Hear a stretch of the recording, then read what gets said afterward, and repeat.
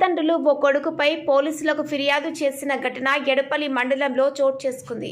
బాధితులు తెలిపిన వివరాల ప్రకారం మండల కేంద్రంకి చెందిన ధ్యాకం భూమయ్య భార్య లక్ష్మీలకు చెందిన కుమారుడు శ్రీనివాస్ గత 10 సంవత్సరాల నుండి భూమి ఆస్తి విషయంలో తండ్రి కుమారుల మధ్య భేదం ఏర్పడి కుమారుడు శ్రీనివాస్ పలుమార్లు తండ్రిపై దాడి చేయగా ఈరోజు సైతం బుధవారం ఉదయం 7 గంటల ప్రాంతంలో బోరు పొలం మోటారు వేసే విషయంలో గొడవపడి తండ్రిపై దాడి చేసినట్లు ధ్యాకం భూమయ్య లిఖితపూర్వకంగా పోలీస్ స్టేషన్లో ఫిర్యాదు చేశారు.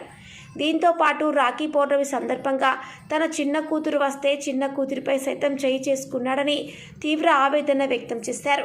గతంలో భూమి విషయంలో గొడవ జరిగినప్పటికీ గ్రామంలో గల పెద్దల సమక్షంలో 1 ఎకరం భూమిని తన కుమారుడు శ్రీనివాస్కి రిజిస్ట్రేషన్ చేయించారని, అయినా కూడా మిగతా 2 ఎకరాల పొలం కూడా తన పేరు మీద రిజిస్ట్రేషన్ చేయించాలని గొడవ పడుతున్నాడని, దాడి చేస్తున్నాడని, ఉదయం తన మొబైల్ ఫోన్ పగలగొట్టి దాడి చేశాడని పోలీసుల ముందు తమ ఆవేదన వ్యక్తం చేస్తూ తన కుమారుడిపై తగిన చర్యలు తీసుకోవాలని పోలీసులకు విజ్ఞప్తి చేశారు. ఎడపల్లి మండలం నిజామాబాద్ జిల్లా వ్యవసాయదారుడు.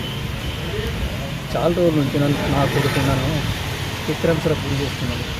కారణం ఏంటంటే భూమి అంతా పట్టజేస్తున్నాడు.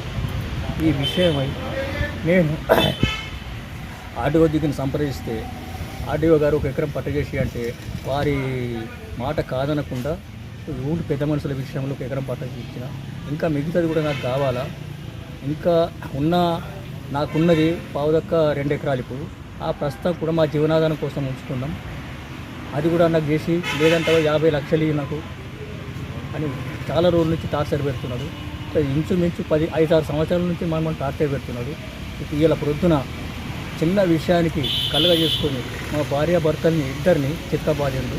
ఆమె దెబ్బరకు మేము స్థానిక ఎడపల్లి పోలీస్ స్టేషన్కి పోతే హాస్పిటల్ పోమన్నారు. అక్కడ కాంప్లైంట్ ఇచ్చాము.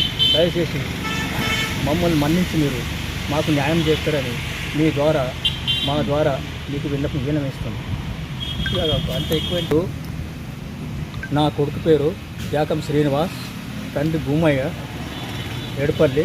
వాడి భార్య కూడా కలగ చేసుకుని వల్ల మా చిన్న కూతురు అయినటువంటి సుజాత మాకు రాఖీ కట్టడానికి వస్తే ఆమెను కూడా ఇలా ప్రొద్దున ఆమెను కూడా చితకబాది కడుపులో దండి ఆమెని చాలా దుఃఖానికి గురి చేసిండు.